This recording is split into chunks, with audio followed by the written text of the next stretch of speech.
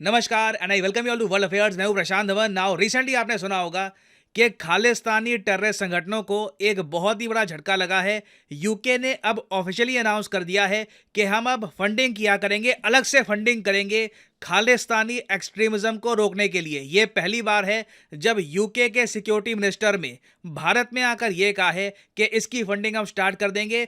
एक प्रॉपर आप कह लीजिए टास्क फोर्स ऑलरेडी एग्जिस्ट करती है, अब उसको फंडिंग भी मिला करेगी। नाउ फंडिंग इनिशियली काफ़ी कम है 1 करोड़ रुपीस की, बट इवेंचुअली ये फंडिंग लगातार बढ़ती रहेगी और कोशिश यही है कि प्रो खालिस्तानी एक्सट्रीमिज्म यूके में ना फैले और उसका नेगेटिव इम्पैक्ट इंडिया पे ना हो। तो इस वीडियो में हम बात करेंगे कि ये अचानक से डेवलपमेंट कैसे आ गई, यूके के जो सिक्योरिटी मिनिस्टर हैं ये इंडिया में क्यों आए, बहुत कुछ यहाँ पे आपको जानने को मिलेगा। मगर आगे बढ़ने से पहले आपसे एक क्वेश्चन पूछूंगा। क्वेश्चन यहाँ पर यह है कि हाल ही में किस कंट्री ने सिस्मोआ साइन किया था यूएसए के साथ। इस पर मैं एक डेडिकेटेड वीडियो बना चुका हूं कि जिस तरीके से इंडिया ने कॉम कासा साइन किया था वैसे ही एक देश ने सिस्मोआ साइन किया है यूएसए के साथ। यह है यहाँ पे आपकी ऑप्शंस, श्रीलंका, पाकिस्तान, नेपाल या फिर चाइना। कमेंट सेक्शन में करिए उत्तर, सही आंसर मैं आपको दूंगा वीडियो के एंड में। ओके, तो यहां पर आप देख पाओगे ये फोटो है टॉम टुगेंडाट की। ये आज के समय minister of state for security है यूके में। आप कह लीजिए गृह मंत्रालय संभालते हैं यूके का। हालांकि मिनिस्टर ऑफ स्टेट हैं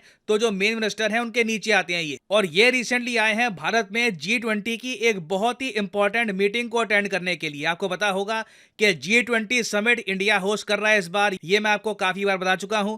और G20 का एक्चुअल समिट होने से पहले बहुत सारी मीटिंग्स होगी all over India regarding anti corruption working, tourism. तो जो एंटी करप्शन वर्किंग ग्रुप की मीटिंग है ना, ये होस्ट कर रहा है वेस्ट बंगाल। और सभी G20 कंट्रीज के या तो सिक्योरिटी मिनिस्टर या होम मिनिस्टर इस मीटिंग को अटेंड करने के लिए भारत में आए हैं। और जब यूके के सिक्योरिटी मिनिस्टर इंडिया में आए तो इंडिया ने कैटेगोरिकली इनके सामने एक इशू रख दिया। यहाँ पे आप देख पाओगे जयशंकर साहब से मिले। जयशंकर साहब ने इनको क्लियरली ये कह दिया, एक्सट्रीमिज्म, आपको एक्सट्रीमिज्म पे फोकस करना होगा। इंडिया यूके की पार्टनरशिप और आगे बिल्ड करनी है तो एक्सट्रीमिज्म हमको रोकना होगा। और उसके बाद ही ये अनाउंसमेंट करी गई। 95,000 पाउंड्स की इनिशियल फंडिंग इन्होंने स्टार्ट कर दी है to enhance Britain's capability to tackle pro Khalistani extremism. और मैं ये भी देख रहा था कि टॉम साहब जब ट्वीट कर रहे थे जयशंकर साहब से मिलने के बाद, तो इन्होंने बार बार ये बात दोहराई है कि we strongly agree on the importance of proactively tackling violent extremism whatever form it takes. ये देखिए स्टेटमेंट इंडिया के लिए बहुत ही इंपॉर्टेंट है, क्योंकि आपको पता होगा लंदन में जो इंडिया का हाई कमीशन है, रिसेंटली प्रो खालिस्तानी एलिमेंट्स ने वहां पे अटैक किया था। उसकी फुटेज दुनिया भर में हुई थी वायरल। उसके बाद जो यूके का हाई कमीशन है इंडिया में, उसकी सिक्योरिटी भी थोड़ी सी कम कर दी गई थी यूके को एक मैसेज सेंड करने के लिए कि आप अगर हमारे लोगों की सिक्योरिटी इंश्योर नहीं कर सकते तो हम आपकी सिक्योरिटी भी इंश्योर नहीं करेंगे। और इंडिया के उस प्रोएक्टिव मूव के बाद ना कि ये साफ साफ दिख रहा है कि अब यूके खालिस्तानी एक्सट्रीमिज्म पे एक प्रॉपर क्रैकडाउन करेगा। यहां पे वैसे एक बात मैं ऐड कर दूं कि अप्रैल 2022 में जब उस वक्त के यूके के प्रधानमंत्री बोरिस जॉनसन इंडिया की विजिट पे आए थे, इन्होंने ये बात ओपनली कह दी थी कि यूके ने एक एंटी एक्सट्रीमिज्म टास्क फोर्स बनाई है इंडिया के साथ। इसमें क्या होगा कि यूके का गृह मंत्रालय और इंडिया में जो सिक्योरिटी एजेंसीज है ये मिलकर काम करेगी और इंश्योर करेगी कि यूके की धरती को इस्तेमाल ना किया जा सके एंटी इंडिया एलिमेंट्स द्वारा। ना मुझको वैसे ये बात एडमिट करनी पड़ेगी कि इस अनाउंसमेंट के बाद भी जिस तरीके से इंडियन हाई कमीशन पे अटैक हुआ, उससे लग रहा था कि ये टास्क फोर्स काफी खोखली है। बट यूके वापस रीअश्योरेंस दे रहा है कि इस टास्क फोर्स में हम अब फंडिंग भी डालना स्टार्ट कर देंगे, प्रॉपर क्रैकडाउन करेंगे, खालिस्तानी एक्सट्रीमिज्म यूके में नहीं फैलाया जाएगा। और इंडिया का देखिए यहां पर एक इशू है डिपोर्टेशन।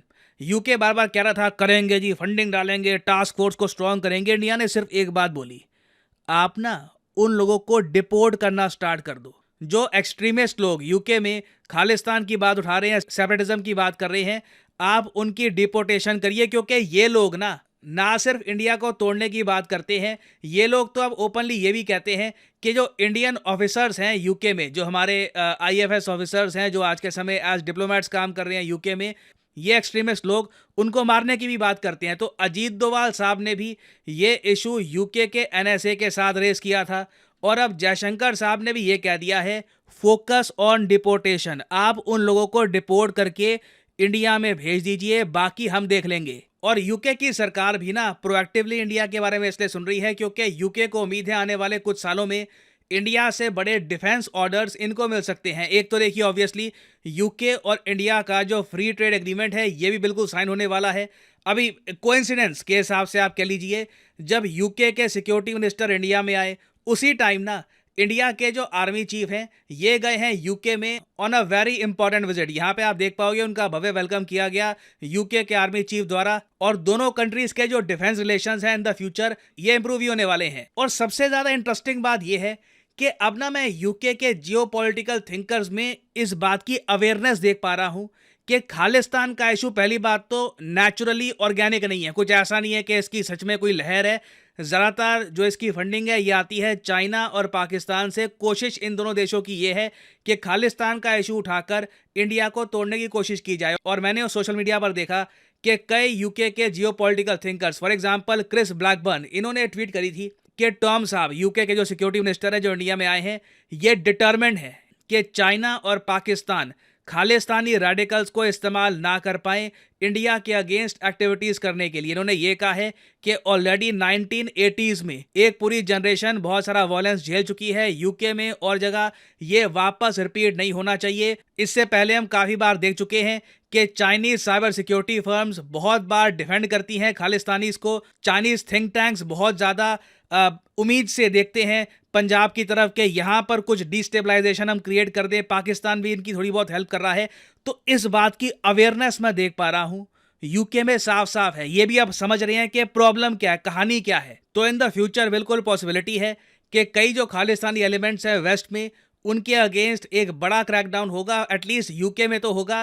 कनाडा का मैं इतना कह नहीं सकता क्योंकि कैनेडियन प्राइम मिनिस्टर की जो लैंग्वेज थी इतनी डिटर्मिन्ड नहीं लग रही थी। इनसे पूछा जाता है कि खालिस्तानी एलिमेंट्स के बारे में आप क्या करोगे, ये कहते हैं कि जी हमारे यहाँ फ्रीडम ऑफ एक्सप्रेशन है, और उसके आगे कुछ खास एश्योरेंसेस देते नहीं है कि इंडियंस की सिक्योरिटी के लिए, इंडियन ऑफिसर्स की सिक्योरिटी के लिए ये क्या करेंगे। तो कनाडा देखिए अभी तक कंप्लीटली ऑन बोर्ड यहाँ पे आया नहीं है। डोमेस्टिक पॉलिटिक्स का भी कनाडा में एक बहुत ही बड़ा इशू है। जस्टिन ट्रूडो की भी एक पॉलिटिकल मजबूरी है कि ये यूके की तरह खालिस्तानी एलिमेंट्स के अगेंस्ट एक्शन नहीं ले सकते। बट मैं कहूँगा एटलीस्ट यूके ने एक प्रॉपर स्टेप उठाया है और होपफुली यूरोप के जो बाकी देश हैं, प्राइमरली इटली, वो भी यूके से सीख लेंगे और इंश्योर करेंगे कि इनकी धरती सेपरेटिस्ट द्वारा इस्तेमाल ना हो जाए। ना फाइनली वापस आते हैं अपने क्वेश्चन की तरफ कि हाल ही में किस कंट्री ने यूएसए के साथ सिस्मोआ साइन कर लिया है। तो सही उत्तर यहाँ पे है option B, the country of Pakistan. इस पर मैं एक अलग से डेडिकेटेड वीडियो बना चुका हूं। आप अगर वर्ल्ड अफेयर्स पे सर्च करोगे वर्ल्ड अफेयर्स सिस्मोआ पाकिस्तान यूएस, आपको आराम से ये वीडियो मिल जाएगी। इसमें मैंने समझा रखा है